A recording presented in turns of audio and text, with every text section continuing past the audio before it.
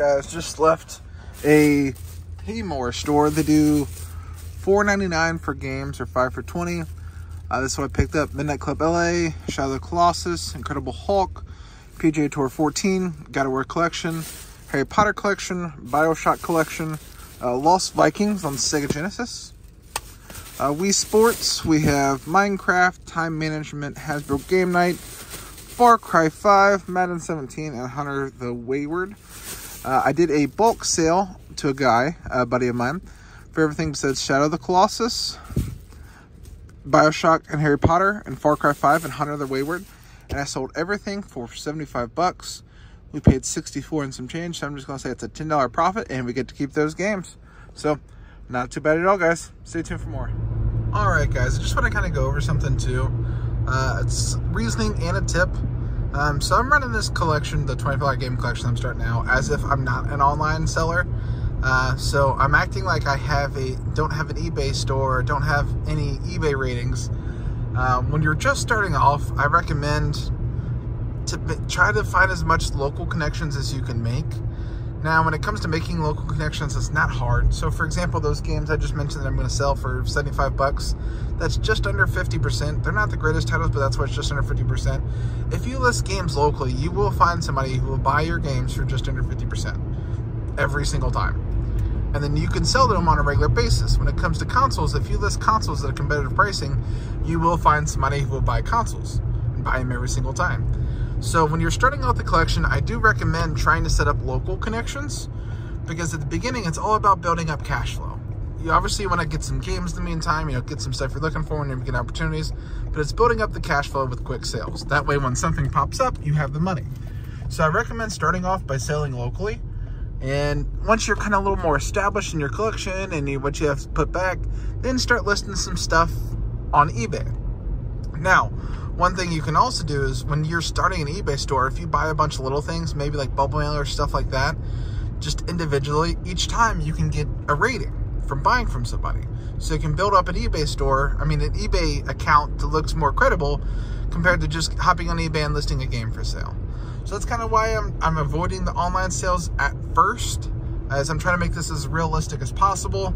Obviously, if you have an eBay store that's got a lot of good ratings and you got a lot of listings, your stuff will sell quicker and for a more competitive pricing. But I'm trying to make it as realistic as possible starting this, guys. But just wanted to explain that. All right, guys, just to recap, we did sell those games for a $10 profit and added $40 of games in the collection. We added Bioshock, the collection, which I love these little competition games. Harry Potter Lego, the collection, as you can see there. Far Cry 5, which is actually a really fun game. I enjoy Far Cry 5. And Hunter the Reckoning Wayward, which is complete. So not too bad at all, guys. Adding $40 of games in the collection and adding $10 to the budget. Stay tuned for more, guys.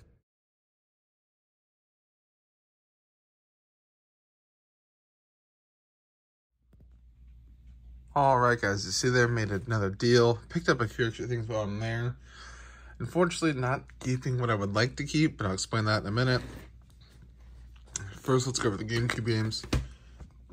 We have a Super Mario Sunshine case with Star Fox Adventures and Zelda Collector's Edition in it. Now, these two I picked up while I was there instead of on camera. I paid $40 for the two, so not horrible there. Then we picked up Pokemon Coliseum and No Manual for $80, which was the best deal out of all of it. And then we picked up a complete in-box Super Mario Sunshine for $30. And then while we were there also, we picked up 4 PS3 games for $20. Minecraft PS3 edition, which Minecraft is goated. Skate, which I have to clean up the case a little bit, but Skate is an amazing game. If you haven't played the Skate franchise, make sure you check it out. Amazing franchise. Dead or Alive 5, can't say I know too much about that. And then Journey. It's got a little water damage, sadly, that I didn't notice on both sides. It is supposed to be a phenomenal game. It's got Flow, the Journey game itself, and Flowers. Don't know a ton about it. Never played it, but it's supposed to be amazing. So we paid $130 for everything. Unfortunately, we are selling the GameCube stuff. That is what I'm going to keep for the beginning. It is very, very, very important to build up a bankroll. We are selling this for $180. We paid $170 for the lot, so we'll make $10, keep Journey, Dead or Alive 5, Skate, and Minecraft. Now the ideal goal is not to make $10 on a lot, but anytime we can make a little bit of money or break even and keep games, we want to do that, and we want to keep building this bankroll up. That way we can start buying larger lots. That way we can start keeping systems, better games, stuff like that too. Stay tuned for more, guys. All right, guys, went back to the place that does 5 games for 20 bucks. Picked up some games to sell and 1 game to keep.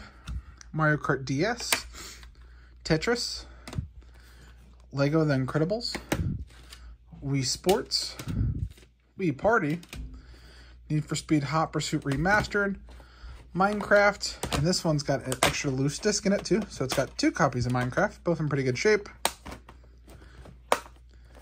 Then we have Red Dead Redemption Game of the Year Edition, Family Game Night 3, and the game we're keeping, Death Stranding. So, just to be simple, I'm going to round up and say we paid 45 bucks. We have everything besides Death Stranding sold for 85 bucks, meaning we profit 40 bucks. Our budget was 155, it's now jumping up to 195. So we're starting to get in a range where we can start buying some bundles. So that's really exciting. Plus, we get to continue working on the collection. So, as I drop Mortal Kombat 2, I still need to get the shelf made for the collection, but there as it sits is a $25 game collection. The budget is $195, and we have all of those games added already. Not too bad at all. Stay tuned. All right, exciting update, guys. I couldn't share while I was driving, so I had a few friends in the car, but picked up a Xbox One S, 1 terabyte, no controller. Paid $75, and I have that sold for a total of $120. So a profit of 45 bucks. And then afterwards, I picked this up for $150, and it's an Xbox One S in the box with an extra controller and an extra headset. It's the black model. We are going to list that for sale. Give me 1 second, and I'm going to update our total of what we have to spend in our budget as well. So guys, with the Xbox One S in the collection, we're going to have a $90 budget still. So we're not completely stuck on trading that, but we are going to look to trade it. But that's what I was looking for, is a point in time where we're not stuck to where if it doesn't sell, we're screwed. So, good point in time to reach that. Stay tuned, guys.